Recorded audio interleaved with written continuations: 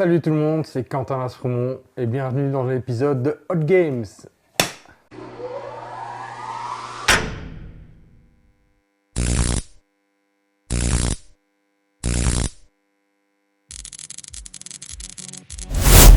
Bonjour tout le monde, j'espère que vous jouez bien. Bienvenue dans ce 12e épisode de Hot Game, la petite interview piquante et craquante des personnalités du monde ludique. Et pour ce 12e épisode, je reçois Monsieur Quentin Laspremont. Bonjour Quentin. Salut Cédric. Comment vas-tu? Ça va très bien. Ça va très bien. Ouais. Tu connais un peu le principe de l'émission. Ouais. Oui. Je pensais que tu supportais le piquant, mais apparemment c'est pas trop ta tasse de thé. Ah, ou non, pas du tout. C'est plutôt l'inverse. Ah, mais c'est bien dommage parce que tu vois, je viens d'acheter un nouveau produit qui s'appelle la Hot Nut, vois-tu, et il y a 5 niveaux de piquance. Eh bien, on va tester ça. Eh bien, ça va être mémorable. On va tester ça, je vais juste te préparer. Je te laisse juste découvrir les couleurs de la plus faible à la plus forte. Ouais. Voilà, et donc plus la couleur est dégueulasse, plus l'intensité va être. Ouais. Voilà, et on aura droit chacun à une cacahuète. On va pas mourir de faim. Voilà. Parce que, en général, je regarde plutôt ça sur Internet, tu vois, les gens qui prennent des wings et les sauces piquantes. Oui, mais ici, voilà, j'ai trouvé ce produit-là, je me suis dit, je le testerai bien avec quelqu'un. Mais ouais. Mais en plus, c'est ça, parce que le concept de base, c'était aux États-Unis. Hein, oui, c'est ça. Et eux, aux États-Unis, ils ont leur sauce à 10 milliards de Scoville ou un truc comme ça, quoi. Ici, j'ai déjà eu des invités qui sont montés à 1 million de Scoville au niveau de la sauce. Ouais, on va voir. Et alors, ici, ils disent 1. Le petit 1. Je te laisse juste. Il y a quelques zéros en plus. Je te laisse juste découvrir là où j'ai mon doigt. Ah ouais, bon, mais 2 millions 2. On va dépasser le score de tes invités, c'est bien. Donc, Quentin, on va voir un petit peu, toi, quel est ton parcours et quelle est ta place, ton rôle sur la scène ludique. On va voir comment tu as évolué, les formations que tu as suivies et ensuite les formations que tu mets en place professionnellement au niveau du monde ludique. Donc, tu es là pour expliquer un petit peu tout ton parcours de joueur et en même temps de professionnel de la scène ludique, voir toi, sur quel point de vue, sur quelle branche du jeu tu agis, parce que le jeu est un produit de divertissement, c'est un produit culturel, c'est un produit artistique, mais ça peut être aussi un produit pédagogique. Voilà. Exactement. Pédagogique, et on verra comment toi tu agis sur cet axe-là. Très bien. Tu es prêt? Ah oui, allez. Alors, avant toute chose, merci de bien vouloir commenter, liker, partager l'émission et suivre aussi Quentin sur ses réseaux. Je les mettrai tous dans la barre de description de la vidéo pour qu'on puisse mieux te contacter. Exactement. Alors, on va passer par la première séquence qui va être une petite présentation de toi, de qui tu es à l'heure d'aujourd'hui, avec une première cacahuète. Alors, ils disent dans le challenge que pour dire de bien ressentir l'effet de la cacahuète, on la prend, on la garde 15 secondes en bouche, et après, on peut la croquer et l'avaler. Maintenant, si tu sens que tu galères de trop, j'ai pour toi de l'eau, j'ai du soda, j'ai du lait, j'ai de la crème chantilly, et j'ai même des yaourts. Voilà, j'ai pour habitude de suivre l'invité. Donc, quand l'invité se sent d'humeur à s'apaiser, je suis volontiers l'humeur de l'invité. Ça va. On verra bien. Mais tu vois, je me suis renseigné avant. Et j'ai dit l'eau, c'est quand même le truc à éviter. Parce qu'en fait, l'eau propage encore plus le piquant. Donc, ce ne sera pas l'eau, mais peut-être le reste. Peut-être le reste. Alors, hop, ici, je me suis doté d'un nouvel accessoire pour marquer le coup d'envoi de la première séquence. C'est parti. Et bien donc, première cacahuète. On va essayer de la garder 15 secondes en bouche, ça te va? On va essayer. Allez, c'est parti, mon kiki. Bon, ça ne vient pas direct. C'est toujours prêt, je trouve, les trucs qui ne viennent pas direct. Ça va, hein?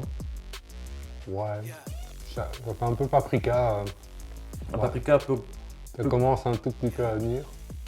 Je crois qu'il faut la garder 15 minutes, effectivement. 15 secondes. Bah là, je pourrais encore. Ouais, on peut, hein. Que là, je désintègre par la salive toute seule là. Donc, Donc ça va, je suis encore vivant, je suis encore parmi toi. Bien, alors déjà, Quentin, qui tu es, quelles sont les informations qu'on peut trouver sur ta carte d'identité?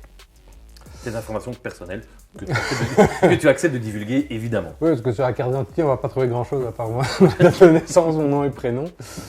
Mais que dire à mon sujet? Par quoi commencer? Bah, c'est vrai que pour le côté un peu ludique ici, c'est vrai que moi le jeu un peu, je connais ça depuis tout petit, hein, parce que ça Mais c'est comme ça. avant ça, Ouais. donc tu t'appelles Quentin. Ouais, d'Aspremont. Voilà. Ouais, mais et donc je suis. La tranche d'âge? Je vais avoir 40 ans cette année. Oh, Ouais, on passe un cap? On passe un petit cap, ouais. Donc je me dis, ouais, c'est vrai qu'on le voit un peu comme un cap. Je vais peut-être m'offrir des vacances. Tiens, c'est les premières en 13 ans. Ah ouais. Ouais. Donc, voilà. Mais oui, donc, évidemment, grand fan de jeu, ça, c'est évident. Sinon, je ne serais pas là ici. Actuellement, tu fais quoi? Alors, donc, je suis travailleur social de formation. Ok, Parce que j'ai fait un bachelier assistant social. d'accord. Et d'ailleurs, ça s'est fait un peu par hasard, toute cette histoire-là. Ah Parce on en reviendra ouais. un peu après. Ouais. Et j'ai fait d'autres formations. Et là, actuellement, donc, c'est pas vraiment une reconversion professionnelle, mais je me suis lancé en mode solo, Mhm. en me disant, tiens, le jeu, je trouvais qu'il a un pouvoir génial sur les gens, en fait. Mhm. C'est vrai. Ça nous apporte tellement de bien-être de jouer. Et je me dis, tiens, moi, mon job, c'est aussi d'apporter du bien-être aux gens. Et donc, est-ce que je peux pas cumuler les deux? Mixer les deux. C'est ça, en me disant, tiens, est-ce que je peux amener des choses grâce au jeu, en fait, aux gens? Amener une forme d'amélioration, voilà, être acteur de changement, comme on dit dans notre secteur. Et c'est ça que j'essaye de faire, surtout dans tout type d'organisation. Ok. En disant, ouais, On en discutera ouais, tout à l'heure. Ça va faire l'objet d'une séquence dédiée. Donc, tu l'as dit, tu es fan de jeux depuis pas mal d'années. C'est quoi ton type de jeu préféré? Alors, clairement, c'est les jeux coopératifs en mode détective. En mode détective. C'est ça, Ok. les jeux vraiment escape et compagnie. Mhm. J'adore ça. Ouais, Gros genre challenge, les Unlock. Ouais, c'est ça. Voilà. Les unlock, Le- même les plus poussés, tout ça. J'adore faire les escape games, les escape rooms, tu vois. Donc c'est vraiment le truc qui, moi, me motive à 10 000%, quoi. Et qu'est-ce qui t'accroche dans ce genre de jeu? C'est vraiment l'aspect challenge intellectuel, quoi. C'est vraiment, Ah oui. il faut se creuser les ménages. Et il y a le côté stress du temps derrière, en plus, qui vient mettre la pression. Et je sais pas, moi, ça me stimule à 100% de faire ce type de jeu-là, quoi.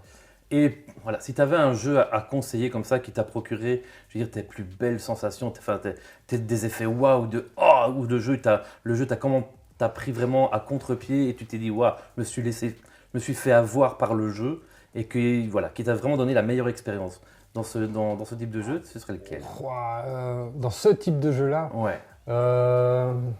c'est vrai que finalement, ma découverte d'Unlock, je pourrais simplement dire ça, parce que dire, tu sais, c'est un format de carte et comment avoir une sensation d'escape room avec des formats de Des cartes. cartes, oui, Que c'est ça. les escape rooms, l'avantage, c'est que c'est hyper immersif, tu as plein de matériel, tu peux vraiment bouger. Mhm. Et avoir une sensation similaire, mais finalement avec une appli et autres. Et donc, c'est vrai que la première fois, j'étais surpris, quoi, parce que c'est juste un paquet de cartes au final, quoi. Oui, surtout qu'en plus, de scénario en scénario, pour ceux Mm. qui n'ont pas encore fait le Unlock, que je vous conseille vraiment, en plus du scénario de l'histoire à vivre, ils arrivent à jouer avec des éléments, je vais dire, out of the box. Ouais, vraiment. Voilà, sans trop, sans trop, Des fois, littéralement. Ouais, sans c'est vrai. trop, sans trop spoiler, mais on se dit, mais non, c'est quand même pas ça. Eh bien, si, c'est ça. Et donc, voilà, il y a ce petit effet wow quasi à chaque boîte qui fait qu'on a envie d'y revenir. Et ton jeu du moment? Si le jeu que tu es en train de poncer actuellement ou que que tu as envie d'en faire une partie maintenant, là, tout de suite. Dans tes dernières découvertes ludiques, par exemple, c'est quoi ton jeu Voilà. Ton jeu actuel que tu te dis, ah, ce jeu-là, ouais, il me plaît vachement bien. Ça, c'est une très bonne question parce que j'ai toujours un peu du mal. Qu'est-ce que j'ai. Là, c'est vrai que j'ai fait dernièrement quelques achats. Je l'attends de le recevoir, mais j'ai très envie de. Enfin, j'ai pas encore joué, mais j'ai très envie de jouer en tease. Oui, oui, oui. Voilà, avoir cette atmosphère comme ça, on dit tu dois éteindre les lumières et tout ça. Et je trouve ça assez sympa parce que d'habitude, l'immersion est toujours un peu limitée dans la plupart des jeux. Ça Oui, dépend oui. vraiment du matériel et autres. Et là, d'avoir ce côté-là où on te dit, ben non, il faut éteindre la lumière, les gens vont dans différentes pièces et tout, le fait qu'ils soient un peu bougés. C'est un jeu d'ambiance, mais à ambiance. C'est ça, ouais, effectivement, à ambiance. Que, à la base, je suis pas très jeu d'ambiance en plus. Mhm. Et donc, le fait d'avoir créé cette ambiance et d'avoir le côté un peu spiritisme et des trucs comme ça me tente bien. Mais sinon, les jeux, enfin, le jeu, en tout cas, que moi, tu me dis toujours oui, c'est Takenoko, quoi. Takenoko, voilà. Takenoko. C'était la question qui Ouais. venait juste après. Ton jeu de tous les temps, Ah ouais, Takenoko. Pourquoi? ben, effectivement, déjà, je suis un grand fan d'Antoine Boza. Oui. Ça, toutes les personnes qui me connaissent le savent. T'es en mode groupie quand il est là? Ouais, ouais. Je l'ai enfin rencontré à Cannes l'année dernière. Ah J'étais- ouais? J'étais tout fou, quoi. Ouais, j'adore parce il a fait plusieurs justement jeux comme ça coopératifs, comme Ghost Stories. Ghost Stories, ouais, voilà, phénoménal. voilà, j'adore le côté difficile comme ça du mode coopératif. Oui, c'est un Parce jeu que qui c'est vraiment pas facile, il faut vraiment réfléchir. Et ouais, Takenoko parce que c'est le côté panda. J'adore les pandas évidemment. D'où ça vient ça? Parce que sur Internet, Ouais. ton pseudo, parfois sur certaines plateformes, c'est Full Panda. Exactement. D'où ça vient? Alors, full panda, le terme c'était quand j'ai fait les émissions Twitch avec Pat Macmillan. On Oui, faisait le oui. TBC, un Tomorrow Bros Game Club. Ouais, on en parlera après Ouais, aussi. ça, on a fait ça il y a quelques temps. Et il fallait un pseudo et voilà, c'était le côté panda. Mais vraiment, le côté panda, c'est apparu avec Kung Fu Panda. Parce que c'était vraiment le personnage qui, je trouvais, me ressemblait à fond, quoi. Dans quel sens? Dans le sens où, trois quarts du temps, il pense qu'à manger. Il est extrêmement maladroit et tout. Et voilà, c'est le côté comme ça un peu... Toi, t'es quelqu'un de maladroit? Ouais, c'est ça. En vrai, ouais, c'est toujours un peu bordélique comme ça. C'est ça. Je vais essayer de bien faire et c'est en essayant de bien faire que je fais tout de travers, quoi. C'est toujours une catastrophe. Et donc, j'ai eu le panda, il dort, il joue, il mange, ça me ressemble parfaitement. Voilà. Et donc Takenoko, parce que Panda et Antoine Boza, Déjà, déjà. mais j'aime bien simplement le jeu parce que j'aime bien quand il y a des cartes objectives comme ça à Oui, suivre et c'est tout. ça, et oui. tout. Parce que, ouais, et ce côté, voilà, les bambous, tout ça, le matériel, enfin tout ça crée un truc qui fait que, ouais, je me lasse pas de jouer à Takenoko, quoi. Bon, on peut te proposer une partie à 2h du matin, t'es partant, quoi. Ouais, c'est Ah, sûr. super. Il y a beaucoup de joueurs, ils ont une couleur fétiche quand ils jouent. Toi, tu en as une? Le bleu. Le bleu. Ouais. Le bleu. Comme la couleur de cette séquence. Ouais, exactement. Ouais. C'est beau, hein. C'est beau, c'est magnifique. Ouais. Et sans transition couleur, on va passer à la couleur verte, où on va parler un petit peu de ton enfance. Alors, on sort les mouchoirs ou Oh, on oui. y a l'essuie-tout, bon, Ouais. voilà. Mais avant On va ça, peut-être pleurer pour autre chose, effectivement. voilà, tu vas pleurer pour autre chose. La deuxième petite cacahuète, qu'on va encore essayer de garder une quinzaine de secondes en bouche. Ok. Allez, on y va. Bon, la première, ça va. La première, ça allait. Ouais. Après, tu vois, c'est toujours le truc aussi, t'en as sur les doigts. Alors, Il faut éviter de se mettre oui, dans l'œil. donc, Ouais. il y a de l'essuie-tout. Ouais, au cas où. N'hésite pas. Hein. Non, on va se lécher les doigts simplement. Non, full expérience, hein. Là, je fais pas les choses à moitié. Tu me proposes un défi, je te dis toujours chiche. Alors là, ça vient plus rapidement que la première. Ouais, à vous. Je sors déjà plus. Je me dis pire. Il y a un petit côté fumé, il me semble. Exactement, ouais. C'est vrai. Mais ça va. Mais ça se désagrège encore rapidement en bouche. Hein, là. Ouais, ça. C'est ça le côté, en fait, avec la salive, c'est dur de rester 15 secondes. Alors, Mais ça va. ça passe. Hop. Pas encore au niveau des pompiers, donc ça va. Voilà, ici, j'ai une photo de toi. Tu as quel âge sur cette photo quand tu étais enfant là? Ben, vu la bougie, 1 an. Ça aide, hein. Ah oui, effectivement, il y a une bougie sur le gâteau. Et donc déjà, je confirme, enfin, la photo confirme ce que tu disais tout à l'heure, l'attirance pour la bouffe. Ah ouais, voilà. Je me dis, ça reflète bien le truc, quoi. C'est vraiment, oh, un gâteau, et j'espère qu'il est tout pour moi. C'est vraiment ça, quoi. Tu es né où et quand, toi? Alors, je suis né donc le 7 mai 1985, pour être précis. Alors, je suis né dans un hôpital à Braine-le-Comte, mais j'ai habité Soigny, en fait. Ok. Vraiment, c'est ça ma ville natale, C'était- c'est vraiment Soigny, quoi. Et puis tu as migré vers Bruxelles. C'est ça, vers plutôt à l'adolescence, quand mes parents sont séparés. Mon père est habité sur Bruxelles, mais était fonctionnaire européen. Et Mhm. donc, je suis passé de l'école sonégienne, hein, de la ville, Ouais. au système d'école européenne. Et c'est un système différent? Alors, un peu plus basé sur le système français, mais c'est surtout, ouais, il y a plein de nationalités qui sont aussi présentes et le truc est vraiment bien basé sur les langues aussi, quoi. Moi, j'avais des cours d'histoire géo en anglais, Ah cours oui, ok. d'économie en anglais. Ouais, ouais. Voilà. Comme l'école en immersion qu'on peut Ouais, trouver. c'est ça. Et, est-ce que tu as des frères et sœurs? J'ai une sœur, ouais, à chaque fois je dis petite sœur parce qu'elle a 6 ans de moins que moi. Mais oui, oui, Éléonore, effectivement. Et à l'époque, jouer, c'était... Bon, là, enfant, à 1 an, le jeu de société, je pense pas que tu avais beaucoup, beaucoup de choses, mais tes premières expériences de jeu, ça a été quoi?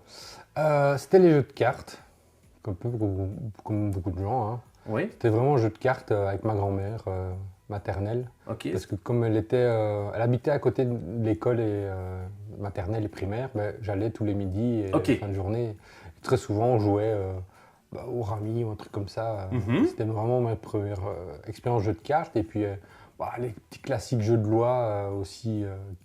À cet âge-là, quand tu es très jeune, ça passe encore les jeux de loi. Mhm. Et après, bah oui, il y a les premières expériences de Monopoly et tout ça.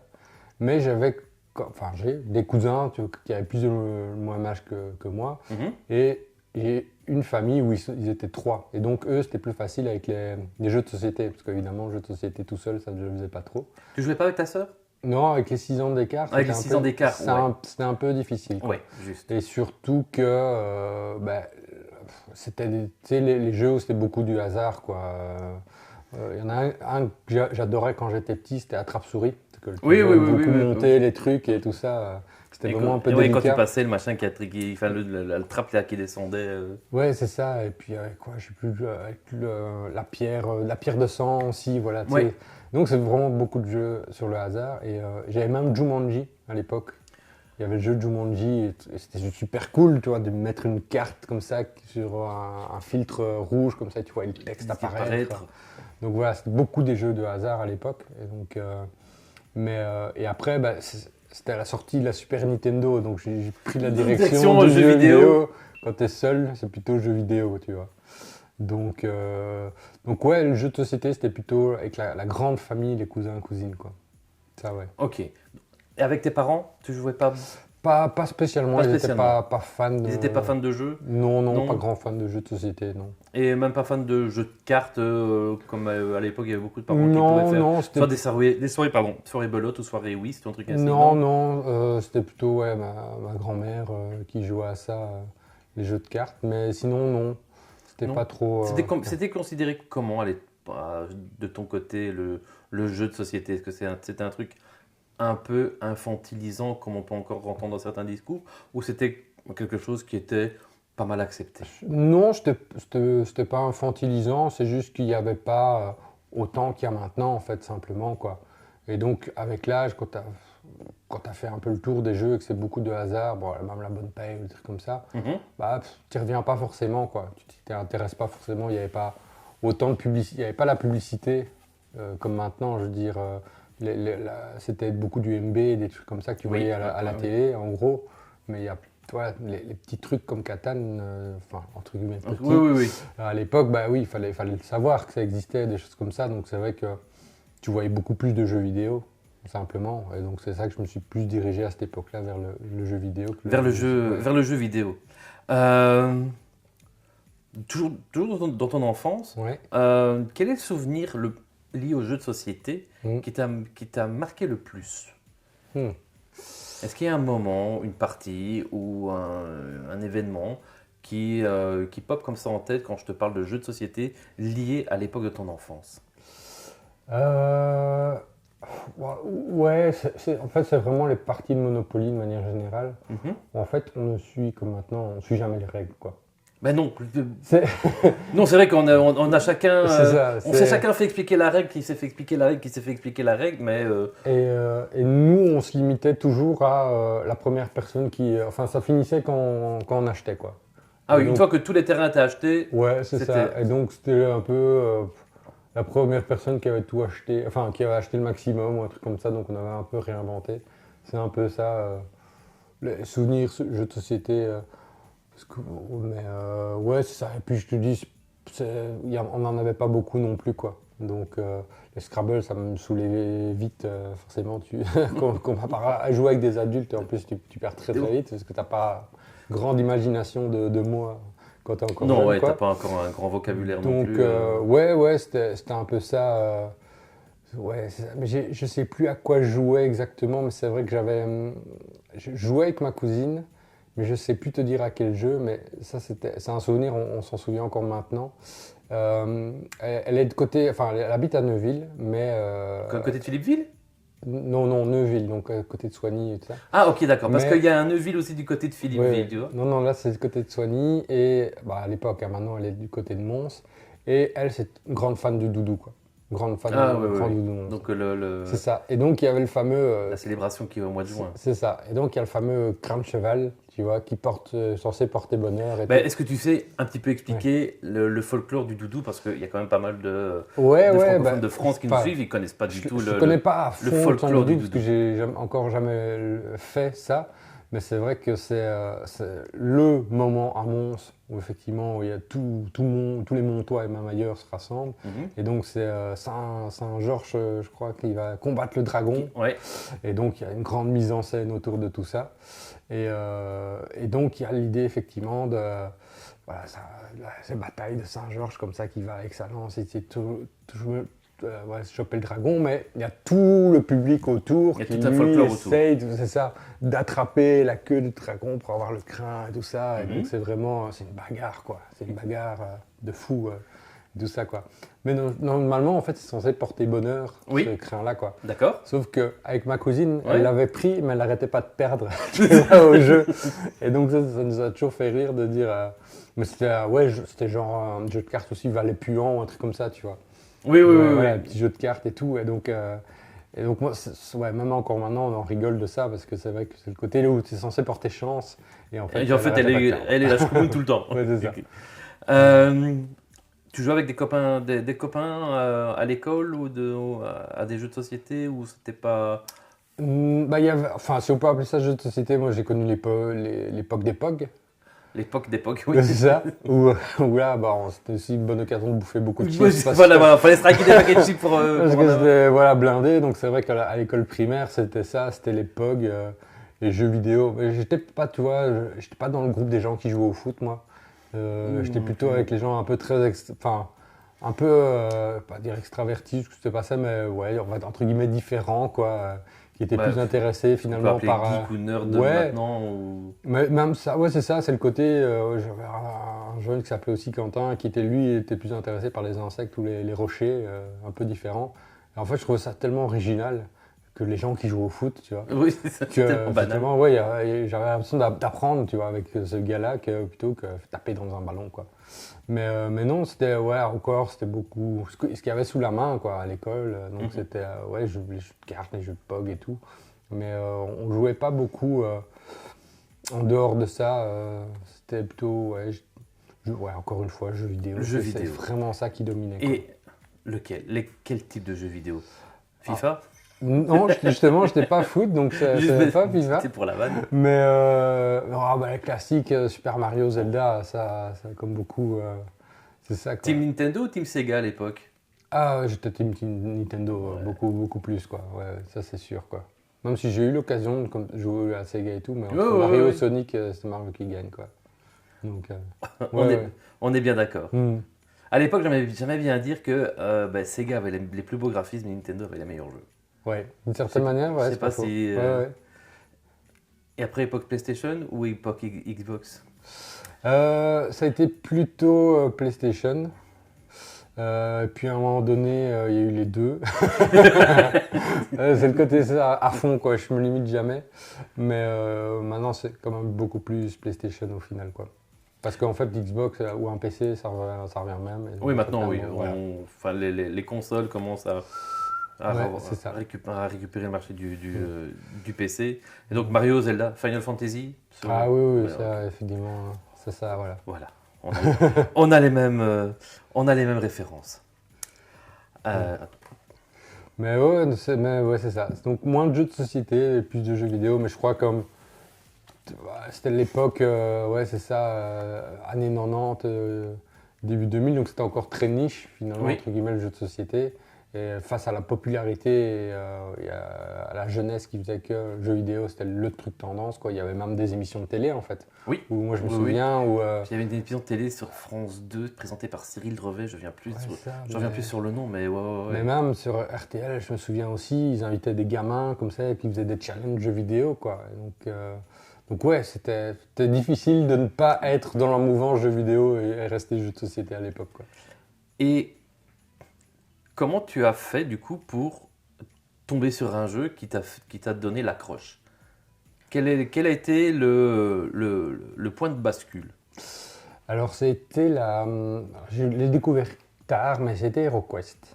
Ah, HeroQuest. Ça, ouais. On va en parler un petit peu juste après, alors, dans ton parcours de ludiste. Mm. Mais avant ça, si tu as un petit message à faire passer à ce gamin-là, qu'est-ce que tu pourrais lui dire? Je lui dirais que tu vas connaître des difficultés dans la vie, mais tu auras toujours quand même la plupart du temps, la résilience quand même de t'en sortir. Et donc, ce qui va être difficile aujourd'hui va être une expérience qui va te rendre meilleur plus tard. C'est ça que je lui dirais. Il ne faut pas trop s'inquiéter. Expérience difficile dans l'enfance ou un peu plus tard? Oh, dans tout. Dans tout. Non, mais c'est déjà avec l'école où moi j'étais pas très.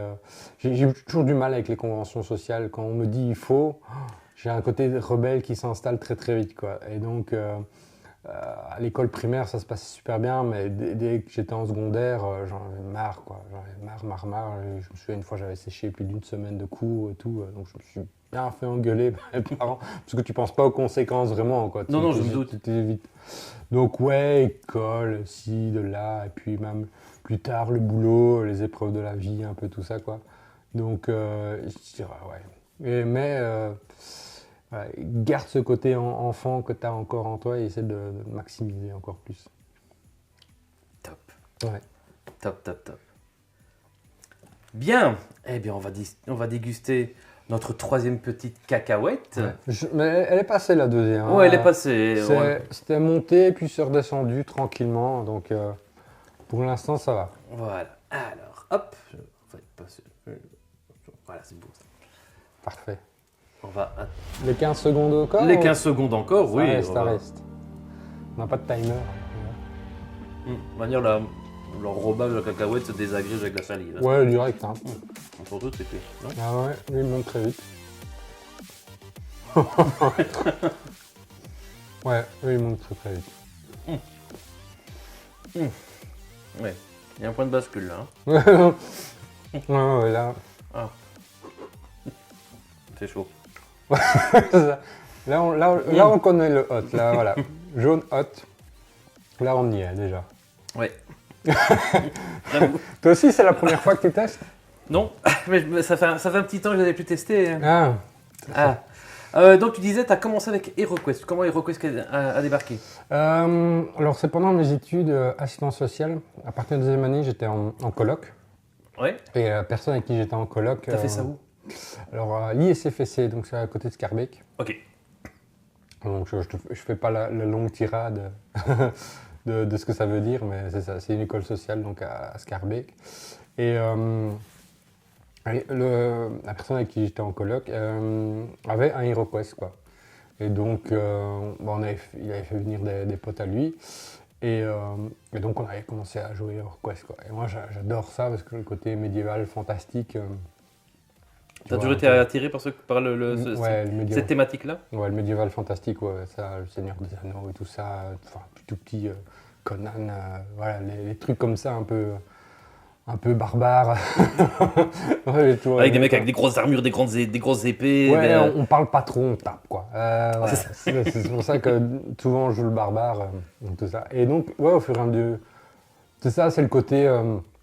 Il y a du hasard, mais t'es pris dans le hasard. T'as envie que ton jet de dés, il te fasse gagner la bataille, quoi. Oui, c'est Donc, ça, mais ça dépend parfois d'un méchant ouais, jet de dés ouais. quand même. Hein. Ouais, ouais, c'est ça, oui. Mais donc, t'es là et tout, à fond dans le jeu. Et en fait, ce qui était super chouette, c'est que, en fait, on aimait tellement y jouer que ça a dérivé sur, en fait, des parties de jeux de rôle. T'as fait du jeu de rôle du C'est coup. ça. Mais des jeux de rôle, en fait, créés à partir des personnages HeroQuest.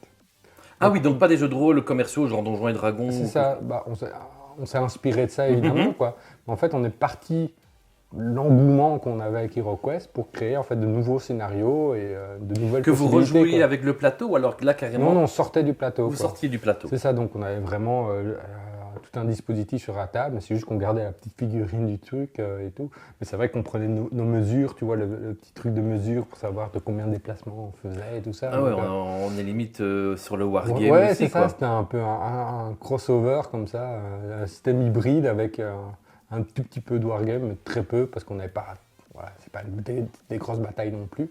Mais ouais, c'est ça, c'était du HeroQuest en mode jeu de rôle, quoi. Ok. Donc c'était génial, quoi, de faire ça et tout, quoi. Et de là, comment t'as bifurqué? Parce que le HeroQuest était encore très niche à l'époque. Ouais. C'était encore aussi pour les univers de geeks, de nerds, Ouais. comme on pouvait les appeler. Mhm. Et après ça a été quoi tes expériences ludiques? Alors, Pour- comme j'aimais le côté de Dungeon Crawler, Oui. ça a été la découverte de Descent. Descent qui est un gros Dungeon Crawler Oui. aussi, quoi, avec blindé d'extensions, tout ça. Donc c'était la version 2 à l'époque. Et ouah, j'adorais ça aussi, quoi. Je prenais vraiment mon pied. Ah ouais, la version 2 déjà, donc dans l'univers de Runebound, c'est ça? Hein. Ouais. Donc, et j'adorais ça aussi parce que c'est le côté, t'avances, tu sais pas où tu vas, tu sais, tout ça. Voilà. Et il y avait, je sais plus exactement comment ça se jouait à l'école, mais je me souviens aussi, c'était des bons souvenirs parce que c'était. Il y avait un personnage, je sais pas s'il est lié au personnage et tout, mais tu pouvais un peu te planquer ou des choses comme ça. Et tu avais la compétence, genre. Ouais, embuscade, quoi. Ouais. Et dès que j'avais, moi, je pouvais pas m'empêcher de dire embuscade. Faire vraiment le tiens, Voilà, embuscade. Et c'est le côté-là, voilà, t'es pris dans le jeu, quoi. Et donc, ça a été Descent, et puis ouais, bah, tu vas faire un tour du côté de Dédale, du coup, pour voir un peu les jeux, et puis tu te fais ah, c'est donc pas que ça.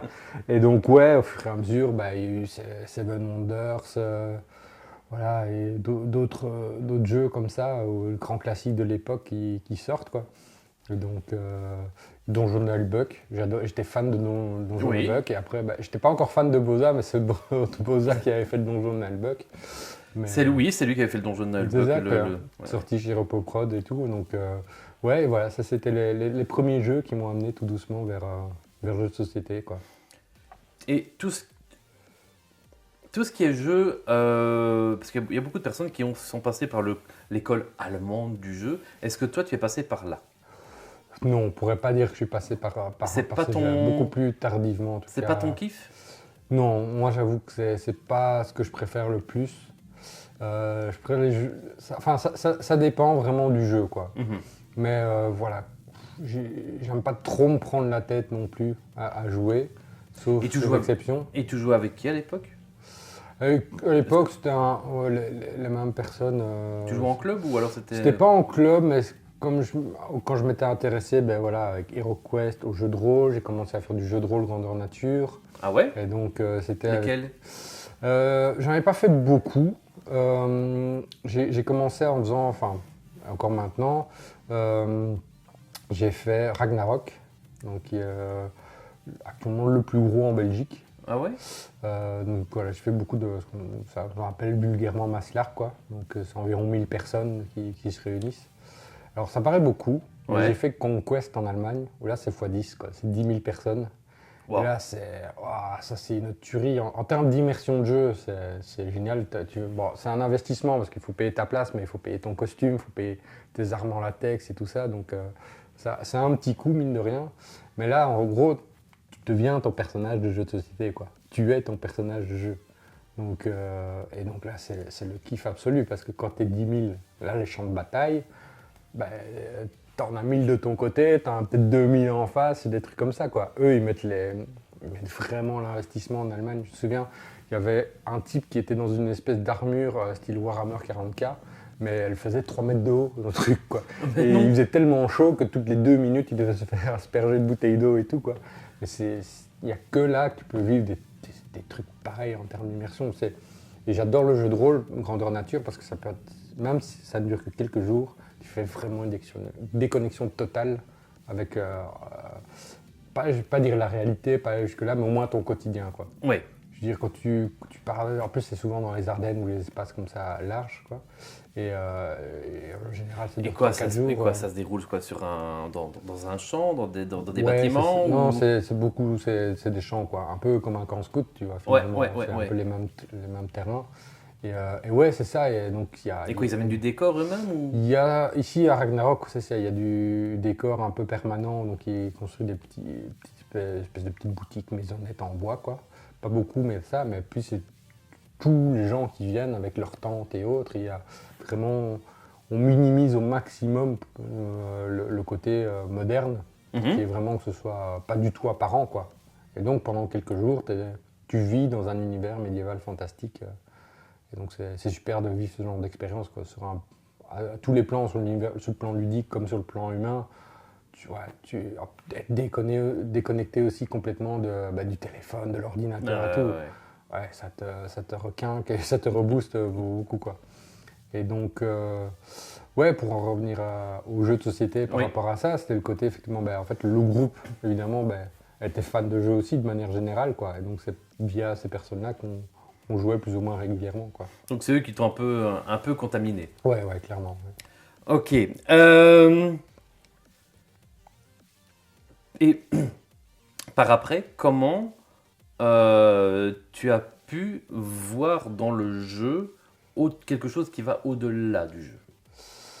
Là, c'était vraiment pendant que j'ai fait mon année de spécialisation, donc mon bachelier de spécialisation en sciences et techniques du jeu à Bruxelles. Ah, ok. Donc ça, on va parler juste un petit peu après. Mais est-ce que toi-même, tu avais déjà senti dans certains jeux qu'il y avait un petit quelque chose en plus? Ou alors c'est suite à cette année-là? C'était plus suite à cette année-là. Avant, c'était juste purement d'un plaisir individuel, quoi. Oui. C'était vraiment ça. C'est une source de bien-être, une source de plaisir, quoi. Voilà. Mais c'était plus au niveau individuel que je l'avais vraiment analysé en disant ouais, j'aime bien jouer, quoi. Moi, le jeu, c'est vraiment le truc qui me permet de déconnecter de tout, quoi. D'accord. Donc, mais comment on passe de HeroQuest à Takenoko? Parce qu'on est vraiment... c'est vraiment à un moment donné, je me suis à fond intéressé à la culture ludique, en fait. En gros, savoir et tout qu'est-ce qui existait dans ce monde-là, quoi. Et donc, c'était pendant cette année de spécialisation, je me suis vraiment fait, ok, c'est quoi les classiques? Quels sont vraiment les jeux, un peu comme les films, quoi. Tu vois, il y a des classiques qu'il faut absolument voir, que peut-être plaisent ou plaisent pas, mais en tout cas, il y a des classiques. Et donc, je me suis dit, c'est quoi ces fameux classiques? Donc, t'as Catan, t'as Carcassonne, tu vois, vraiment, Seven Wonders, justement, tout ça. Puis, je me suis dit, ok, c'est quoi les jeux aussi qui me plaisent, finalement? Et donc, je regarde beaucoup. Il y a une partie, c'est les thématiques. Les thématiques me plaisent bien. Une partie, c'est les mécaniques. Donc, je suppose que médiéval, tout ce qui parle de médiéval fantastique te... Mm. Et tu parlais aussi en tout début de jeux à énigmes. Ouais, et ça, c'est vrai que c'est aussi les premiers trucs. Dans les premiers jeux que j'avais achetés, moi, en fait, j'avais acheté Détective Sherlock. Sherlock, Détective Conseil? C'est ça, Détective Conseil. Sherlock Holmes, Détective Conseil. Où là, je trouvais. Parce que j'adore l'univers de Sherlock Holmes, évidemment, quoi. Et le fait de dire, putain, c'est de 1985 ce jeu-là, quoi. Et le niveau de difficulté que c'est quand même de se dire. Par rapport au challenge qu'il propose, tu dois faire ça comme si c'était Sherlock, quoi. Et donc, avec 3 indices, tu es censé boucler l'affaire. Alors qu'en vrai, tu as besoin de minimum du double, quoi. Donc ouais, ça c'était le premier jeu auquel je voulais vraiment jouer, quoi. Parce que là, c'était le niveau de challenge, quoi. Après, ouais, ben, je regardais un peu ce qui se faisait. Et c'est là que je suis tombé sur Unlock. Parce que c'est plus ou moins à ce moment-là que je me suis beaucoup intéressé. Mhm. Sinon, ouais, qu'est-ce que j'ai d'autre Dans les thématiques, donc on parlait un peu des thématiques Ouais. qui t'accrochaient Bah, ce en qu'il y a, termes de j'aime jeu. bien, les jeux coopératifs aussi. Donc c'est vrai que c'était une Là, c'est plus au mécanique. niveau mécanique. C'est ça, mécanique. Après, c'est le côté ouais, médiéval fantastique, côté ouais, les pandas, le côté bouffe. Donc là, on en revient. On en Les revient. jeux là, où il y a de la bouffe, voilà, ça, c'est aussi des trucs qui me fait marrer. Et donc, ouais, des thématiques totalement décalées aussi, j'aime bien, quoi. Avec des licornes, des trucs comme ça, voilà, ça me... Plus, voilà. Par contre, il y a des trucs voilà, qui m'attirent beaucoup moins, comme les univers dans l'espace. Oui, Autant je suis fan de Star Trek, de Star Wars, des trucs comme ça. mais les thématiques en jeu, space opéra, Ouais, bizarrement, j'accroche moins, quoi. Il me faut les vraiment- thématiques nature, donc je suppose qu'un terraforming Mars, la Ouais, thématique. ouais, c'est pas trop mon truc, la thématique, non. Et en plus, c'est pas trop mon style de jeu non plus. Non, les jeux comme ça, je dirais un peu plus calculatoires. Ouais, parce que ce qu'il y a, c'est que... Ah oui, du coup, enfin, Ouais. excuse-moi de te couper, mais donc tu dis c'est pas trop ton type de jeu, parce que je sais que c'est le type de jeu de beaucoup de personnes. On Ouais. parle de Terraforming Mars, Dark Nova, Ouais. et quand on regarde un petit peu dans le passé Mm. de ces joueurs-là, ben, c'était des joueurs de Magic, et donc c'est des cartes et du combo entre cartes. T'es passé par cette période-là Alors, de Magic? Ouais, je suis passé à Allez. ce là sauf que moi, j'ai pas accroché. T'as pas J'ai accroché? pas accroché à Magic. C'est vrai que j'ai pas accroché au côté deck building. Ouais. En fait, c'était le côté vraiment où je disais, j'aime me prendre la tête en termes de challenge intellectuel, mais j'aime pas avoir cette sensation que j'ai l'impression que je dois avoir étudié un jeu pour bien y jouer. Et j'avais cette sensation-là avec Magic, où je devais étudier les cartes pour créer mon deck, Ouais. pour vraiment ressortir quelque chose de puissant, quoi. Et il y avait tellement, mais tellement de possibilités avec tous les decks, tous les trucs à acheter. En fait, l'univers était tellement large que c'est ça j'avais, enfin, tu as le côté un peu vertige comme ça et tu dis, soit je me lance pas, mais si je me lance, je me lance à fond, quoi. Oui, c'est ça. Et Et- on sait que c'est beaucoup frappant. Ouais, c'est ça. Et donc, voilà, ça c'est vrai que le côté team building, enfin, deck building, Deck building, ouais. qui a amené pas mal de gens à devenir même créateurs. Hein, Oui. parce que Neteo Rivière, lui, c'est comme ça qu'il avait commencé. Hein, il était à fond. Oui, il était même. Ouais. Comment il nous a dit qu'il était arbitre à Magic. Ouais, c'est ça, il était arbitre à Magic. Et donc, ouais, il y a pas mal de gens qui sont passés par cet univers-là. Mais moi, c'était pas du tout mon truc, quoi. Ça, c'est vrai que... Donc, heureusement. Oui, heureusement Parce pour ton que- portefeuille. Ouais, parce que même maintenant, c'est Alors, j'avoue que c'est maintenant, un secteur à part entière, quoi. On vit un boom du TCG phénoménal et chacun fait sa petite part du gâteau et ça sort dans tous les sens et de tous les côtés. Ouais, ouais. Donc, tu as dit que tu avais eu une découverte de plein de jeux Ouais. grâce à une année d'études spécifiques. C'est ça. Ah ben, on va en discuter après une quatrième dégustation. Allez. Allez, Bah, ça, c'est j'ai parti. survécu aux 3 premières. C'est pas mal. Déjà Allez. pas mal. Voilà. Celle-là, je pense qu'elle va faire mal. On va voir. Toujours les 15 secondes. Hein. Les goûteuses. Elle va aussi vite que la troisième. Wow. Elle va faire pleurer celle-là. Ouh là là là là là. Ouais. Je suis tout d'un coup en train de perdre les sensations de ma langue.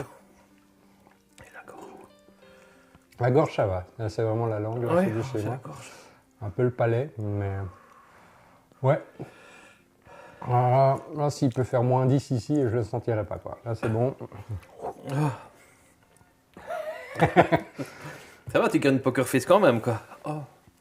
Ça va. Mais... Oh. Ouais, ça vient après. Ça vient de te mettre une claque comme ça. Tu vois, ça monte à moi.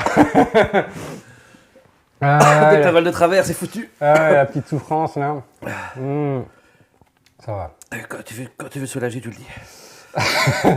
Donc, Par tu as les fait cavaliers. une année spéciale. Ouais, C'est quoi cette année? Donc, c'est sciences et techniques du jeu. exactement. Explique un petit peu le principe de ce truc-là. Alors, l'histoire, parce que là aussi, c'est beaucoup de hasard dans ma vie, j'ai l'impression que c'est beaucoup ça. Et c'est un truc qui existe là-bas depuis 2013. Moi, je l'ai découvert beaucoup plus tard parce que on m'avait proposé de faire une formation pour des jeunes assistants sociaux. Et sauf que je voulais pas d'une formation plan-plan, PowerPoint, tu leur expliques des trucs, c'est barbant, c'est chiant et tout ça, quoi. T'as du mal, hein. Je vois ça. On va essayer de tenir jusqu'au bout. Hein. Allez. Peut-être qu'il faut parler, peut-être, je sais pas, peut-être que ça aide. Mais je te vois en souffrance. Oui. Voilà. Je n'aurais pas dû faire ce défi. Et en fait, en voulant faire la formation, donc je cherchais un peu Et donc, l'aspect jeu ludique dans la formation. Donc, répète un peu comment tu as découvert ce genre de Par formation? hasard, vraiment par hasard. En cherchant sur internet, mais je ne cherchais pas ça, je cherchais à comment rendre ludique une formation, donc je cherchais des petits trucs et astuces, quoi. Et, en faisant ces recherches-là, je suis tombé, tiens, bachelier spécialisation en sciences et techniques du jeu, en plus en horaire décalé, cours du soir, sous Bruxelles et tout. Et là, je me suis dit, bon, j'ai déjà quand même 8 ans d'années d'études, tu vois, donc ça faisait... 8 ans? Ouais, j'ai fait 3 ans assistant social. Oui. Puis j'ai fait un master en ingénierie et action sociale qui a pris 2 ans.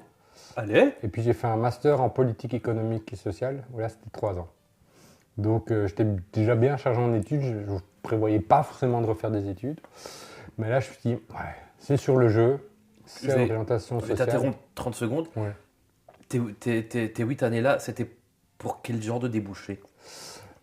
C'était plus pour accéder à des postes un peu supérieurs que juste assistant social, mais vraiment plus gestion de projet, quoi. Parce que j'aime chez moi avoir ce côté réflexif mais actif. C'est-à-dire que j'aime pondre des idées, des projets, mais j'ai besoin de participer concrètement à ces projets, quoi. Ok. Je suis pas. Oui, tu vas avoir un pied des deux côtés. Tu veux mettre en place un projet, mais tu veux y participer activement. Ouais, aussi. c'est ça, quoi. Parce que juste être derrière un ordinateur et tout, moi, voilà, j'ai du mal avec ça, vraiment. Mais j'aime le contact avec les gens, j'aime qu'on apporte des choses, quoi. Et donc, j'aime avoir ces deux facettes-là. Ok. Et donc, c'était pour mettre toutes les cordes à mon arc, évidemment, quoi.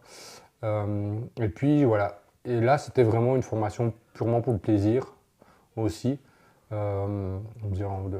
J'adore le jeu, donc fallait que je voyais. Tu avais déjà en tête, une fois que tu t'es inscrit, de te dire, tiens, comment je peux utiliser le jeu dans mon métier? Pas du tout. Pas encore. Non, là, c'était vraiment par hasard, plus rendre ludique une formation, donc j'avais plus le côté rendre les choses moins barbantes. Mais c'était pas vraiment théorisé au point où on va amener du jeu ou des choses comme ça, quoi. Ok. Et là, au fur et à mesure de la formation, j'ai pu avoir l'occasion de découvrir plein de choses et tout, plein de nouveaux jeux, parce qu'il y a une ludothèque sur place, donc il y avait vraiment des cours où on avait le temps de jouer, quoi. Et donc, à partir de ça, oui, j'ai commencé, moi, de mon côté aussi, à sortir le portefeuille. C'était plus ça. J'allais chez Dédale au moins une fois par mois, et c'est vrai que j'achetais au moins 5 jeux par mois, quoi. Ah, Ouais. Donc, pour essayer d'avoir... En fait, c'est ça. J'avais cette collection, comme je disais tout à l'heure, avoir les jeux qu'il faut avoir dans sa ludothèque, quoi. Oui. Donc, et pour toi, c'est quoi les jeux qu'il faut pour toi avoir dans sa ludothèque? Voilà, la liste est longue quand même, hein, avec tout ce qui sort, mais c'est vrai que les premiers, c'était Catan, Carcassonne, parce que voilà, que je disais Seven Wonders, mais après il y a des petits jeux, moi je trouve, maintenant il y a Skyjo, tu vois, qui devient le nouveau Uno évidemment, un peu moins connu, mais je trouve que c'est vraiment intéressant de l'avoir, c'est Scott Totten. Oui. Voilà, un petit jeu à deux, hyper facile, qui sort beaucoup. Qu'est-ce qu'il y a? Là, comme ça, j'ai pas les idées, il faudrait que j'ai la liste en face de moi. Mais c'est un peu ça, c'est les jeux finalement. Pour moi, un jeu classique, c'est un jeu qui perdure vraiment avec le temps, tu vois. Oui. Qui sort même il y a 10 ans, mais qu'on va retrouver encore dans un magasin de jeux. Et donc, ça, c'est un signe qu'en général, c'est plutôt intéressant de l'avoir, quoi. D'accord. Donc, mais c'est vrai que ça, entre au moins 50, si pas 100 jeux qui sont là-dedans. Je veux dire, même un jeu comme un ballon, tu vois, Reste un grand classique aussi. Donc, entre guillemets, oui, il y a le risque, Stratego, des trucs comme ça, tu vois, vraiment un peu... vraiment tous ces jeux-là, vraiment classiques, on sait qu'il y aura toujours un public, en fait, dès que tu le sors, quoi. Et donc, ça, c'est les jeux que je me dis, il faut au moins j'ai ça. Puis, ça a été, effectivement, les jeux...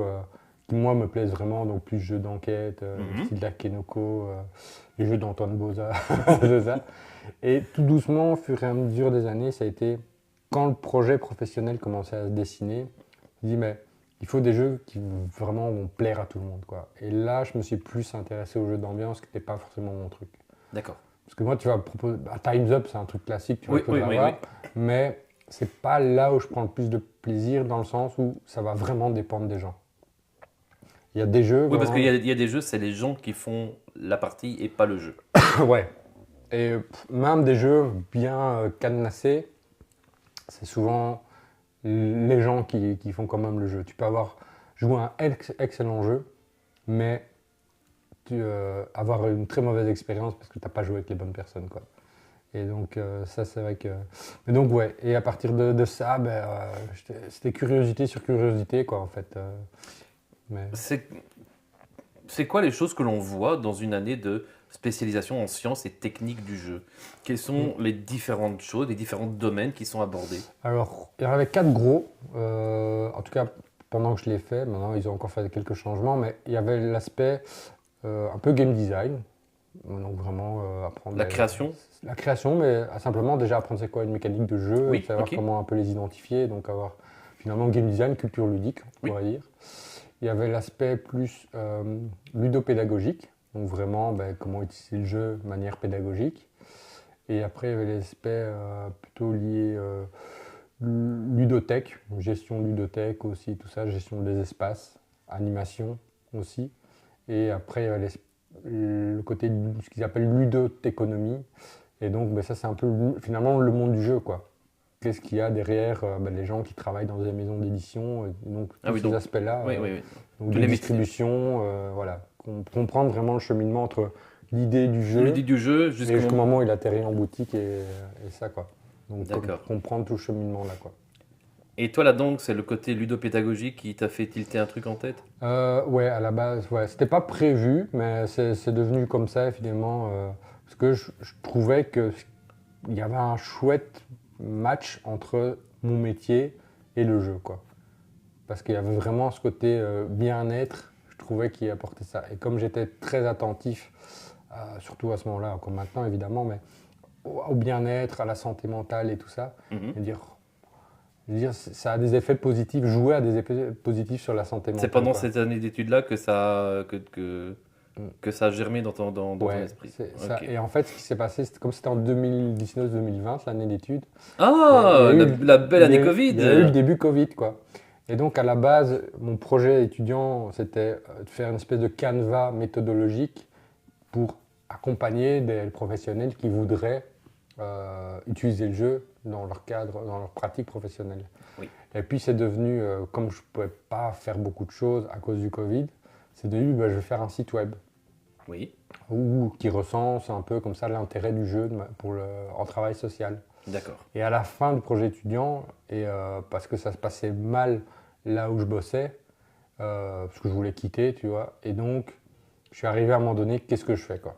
Est-ce que je repostule à un job ou autre, ou est-ce que je me lance freelance et j'essaie de faire quelque chose avec ça, quoi? Et ça a été Et c'était le le point, déclic. ça a été, ouais, C'était le c'était le déclic. déclic. On en parlera Ouais, plus tard encore. un peu tout à l'heure parce que justement tu parles du web. On t'a retrouvé sur une émission Mhm. Twitch Ouais, avec. Pat Macmillan. Ouais. C'était de ton initiative ou de la sienne? C'était de la sienne. C'était de la sienne. C'est ça. Lui, il a un background voilà, plus lié à ingénieur du son et tout ça, donc il avait ce côté-là Ok. capable de gérer ça. Oui. Et il cherchait, lui, il voulait pas le faire seul, quoi. Et il Hmm. voulait vraiment quelqu'un faire une émission par rapport à Et ça. vous connaissiez comment? Via justement le bachelier de Ah oui, il spécialisation. l'a fait en même temps que toi? C'est ça, ouais, ouais.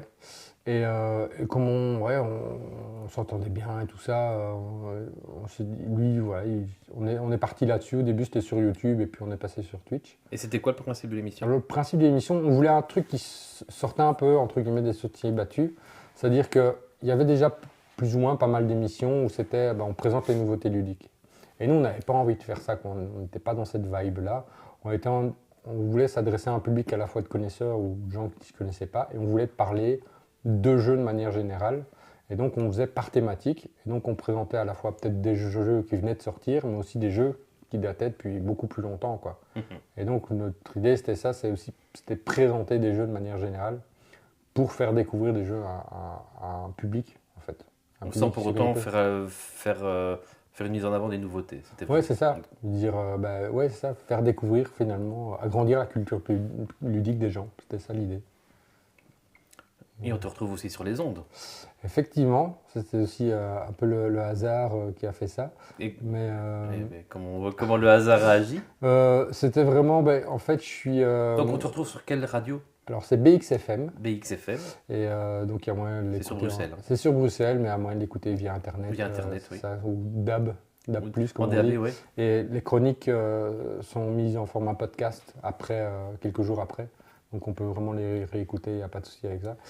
Et Et comment t'es arrivé à... c'est vraiment, ouais, bazar, que je disais vraiment le hasard parce que donc, je suis bénévole pour une association qui s'appelle Mentor You. Et donc l'idée, c'est, on est mentor, on essaye d'aider une personne pendant environ 6 mois à s'insérer sur le marché de l'emploi. Donc ça peut l'aider par rapport à justement mieux appréhender le monde dans lequel elle veut s'inscrire, le monde professionnel. Donc, Des personnes qui viennent ouais, c'est ça, qui sont inscrites à Bruxelles, c'est Actiris, ici, ça va être Ok. le Forum, quoi. Ok. Et qui sont envoyés là-dedans, dans ce programme-là. Et c'est pas uniquement les aider à faire un entretien d'embauche ou le CV, quoi. Non, c'est un plus- accompagnement. Ouais, c'est ça. Et ils font de temps en temps des sessions de rencontres entre mentors. Et dans cette rencontre-là, moi, je revenais d'une formation et j'avais mon gros sac de jeux avec moi. Et il y a un type qui travaille justement à la radio qui était là, qui a vu mon gros sac, il dit mais t'as quoi dedans et tout. Il a vu 20-25 jeux de société débarquer. Et il s'est dit hey, mais attends, est-ce que tu aimerais bien venir parler de ton job à la radio, quoi. Et donc il m'a invité simplement pour faire une petite interview rapide, comme ça, environ 10 minutes. Et après il m'a dit tiens, est-ce que ça t'intéresserait de faire une chronique jeu, parce qu'on n'a pas de chronique jeu, quoi. Et je fais ouais, tant mieux, quoi. En plus, l'avantage, c'est que j'ai une hyper grande liberté et je peux continuer un peu comme l'idée de la chaîne Twitch. Oui. C'est parce que je peux parler des jeux vraiment dont j'ai envie.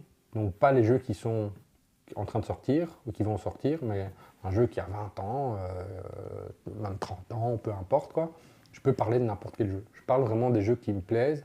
Et ce qui est chouette aussi, c'est que potentiellement je touche un public qui n'est pas forcément joueur, parce que c'est une radio un peu spécialisée, indépendante, et donc je touche pas le C'est- grand public, quoi. C'est quoi le spectre de cette radio? C'est plutôt le monde professionnel, parce que le sous-titre de la radio, c'est vraiment le goût d'entreprendre. Ok. Et donc ça cible vraiment ça, des gens qui sont vraiment actifs comme ça dans l'entrepreneuriat. Ouais, ça pique Oui. un peu, ça revient. Un petit relent. Et, et donc, ouais, je touche un monde, voilà, qui commence tout doucement à s'intéresser au jeu. En Belgique, il y a encore des progrès à faire, mais en France, ça devient vraiment un gros boost, quoi. Et donc ouais, j'ai touché un public qui n'est pas forcément touché par le jeu de base, venir avec des jeux que je peux parler, genre effectivement, là j'ai fait une chronique par exemple sur Intrigue. Intrigue qui est sorti, je crois, en 94, je crois, un truc comme ça. Oui, c'est Tu vois, mais je trouvais que c'était pertinent parce que moi, l'expérience que j'avais eue de ce jeu était démentielle. Je me souviens encore, c'était avec Michel Dufrane justement aussi que j'avais joué avec ça. C'est lui qui m'avait fait découvrir d'ailleurs. À l'époque? Ouais. Et donc, c'était assez comique. Ils mettent 45 minutes sur la boîte, mais ça a duré 3 heures. Avec Michel, je me doute, Ouais, oui. mais c'était vraiment le jeu pour enfoirer par excellence, quoi. Mais tu vois, tu as des compétences de négociation, de blabla et tout ça. Et je me dis, ouais, mais en fait, tu as un intérêt pédagogique dans le monde de l'entreprise, savoir négocier, mettre en valeur tes services et des trucs comme ça, quoi. Et donc, j'essaye de montrer les jeux aussi sous cet angle-là, en disant, il y a l'aspect fun et il y a l'aspect, si tu veux l'utiliser dans ta pratique pro, tu peux le détourner de telle manière, Oui. quoi. Un outil, C'est ça. un objet outil. Bien. Ouais. Et donc de là, Mm. tu t'es orienté pour partir en solo avec Exactement. ta, C'est ça, donc j'ai ma tu as- structure. ta structure qui s'appelle Ludosocial. Ludosocial. Voilà. Eh bien, on va parler de Ludosocial. en se défonçant avec la dernière cacahuète. Ouais, j'ai l'impression qu'il y a une petite préparation psychologique. Parce que la dernière, elle fait « Tu m'as oublié ?» Je reviens. Je reviens. Et, Il y en a un peu plus, je vous le mets quand même. Voilà. Je suis déjà content d'avoir fait 4 sur 5 sans, Ah ouais, mais sans avoir pleuré ma race. je pensais que tu allais craquer déjà un petit peu à celle-là. Ouais. Les trois premières, je savais que j'allais gérer. Celle-là, je savais que... Ouais. Bon, Mais là, 2,2 millions là, en plus, on avait vu sur la boîte. Ouais, 2,2 millions qu'on a vu sur la boîte. Bon.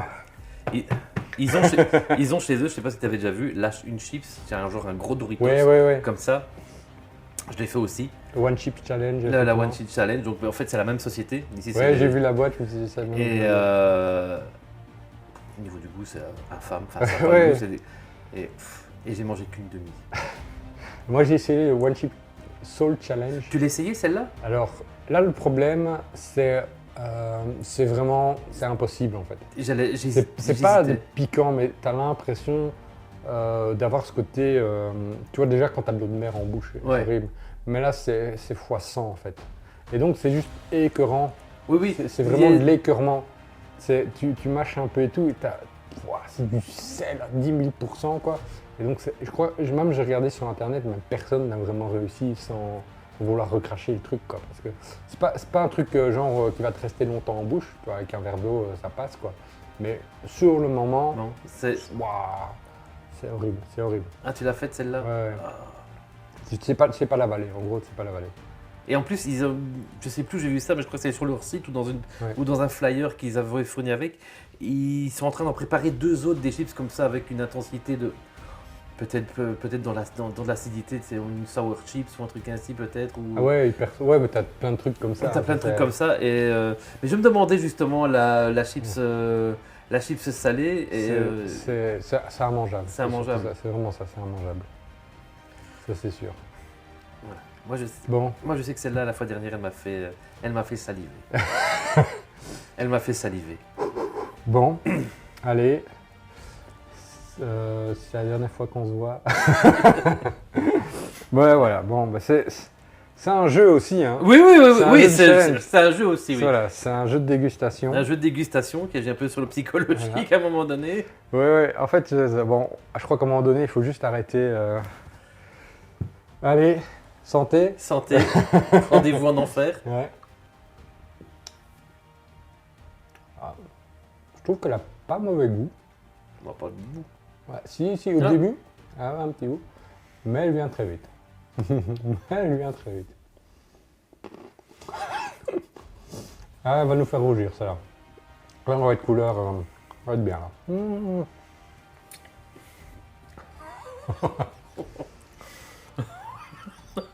Oh, mais tu pleures un peu, je vois les yeux qui s'humidifient là. Un petit peu, ça commence là. Ouais. Oh. Ouais. Elle est violente. Hein. Ah. Voilà.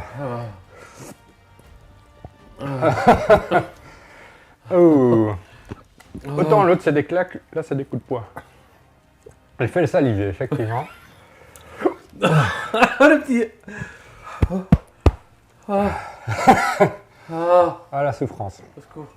Ah, elle fait pleurer ça. Oh, ouais. Ah. Donne-le ok un peu. Ouais. Et tu vois, il y a mon côté un peu. J'ai envie. Et tu peux, je t'avoue. Et puis il y a mon côté. Non, le gars en face, je vais le faire crever. Il y a des mecs ou n'est pas des mecs. Je suis pas un mec. Voilà. C'est officiel, je n'ai jamais rien mangé d'aussi piquant. Ouais. Vas-y, Ludo Social, explique-nous maintenant c'est quoi. Vas-y. C'est la part la plus importante, expliquer qu'est-ce que je fais.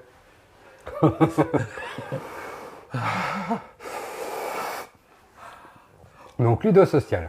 Donc, j'essaye donc de faire du travail social en utilisant le jeu. Waouh. Ça va être dur de parler. De terminer une phrase. En fait, c'est ça, c'est le plus dur, c'est de parler. Parce qu'en plus, t'as l'air, tu vois. Ce qui atténue bien, c'est le gras.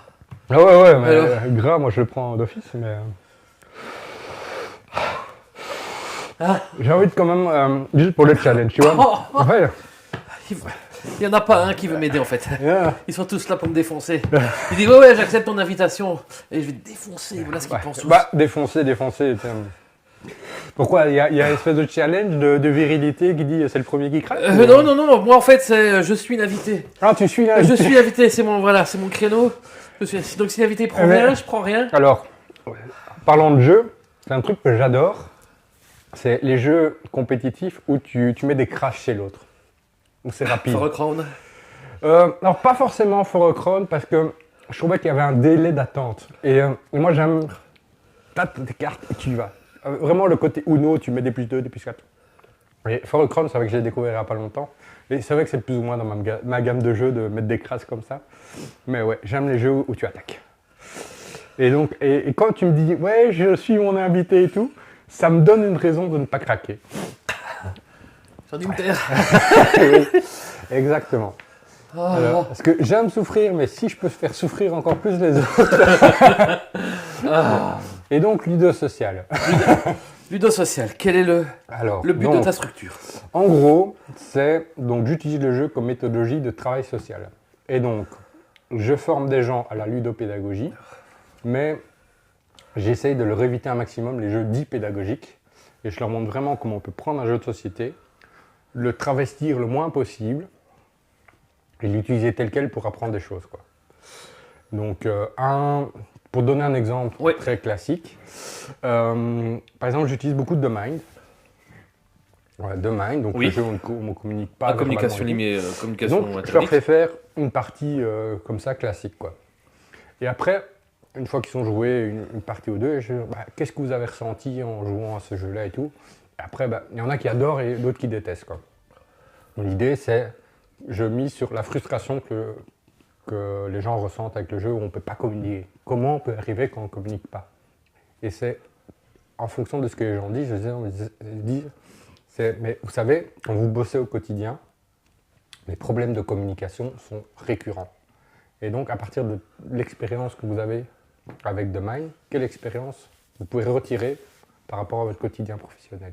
Et donc, c'est dire, ah ouais, effectivement, on ne communique pas assez, on ne communique pas bien.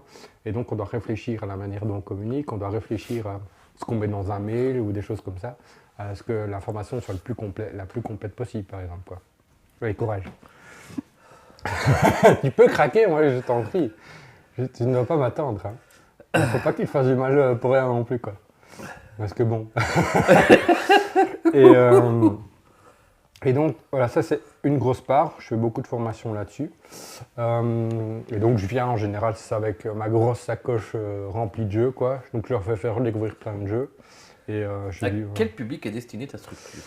Alors, c'est les associations, évidemment, parce que travail social. Mais j'ai fait beaucoup aussi pour les écoles, pour apprendre de pédagogie. Il y a aussi les administrations publiques et les entreprises. Et là, c'est vraiment plus sur comment travailler ensemble, comment travailler en équipe. Parce que je leur explique que j'ai 9 ans d'années supérieures, d'études supérieures, et j'ai jamais reçu un seul cours, une seule fois, en me disant « Tiens, comment vous allez pouvoir travailler ensemble ?»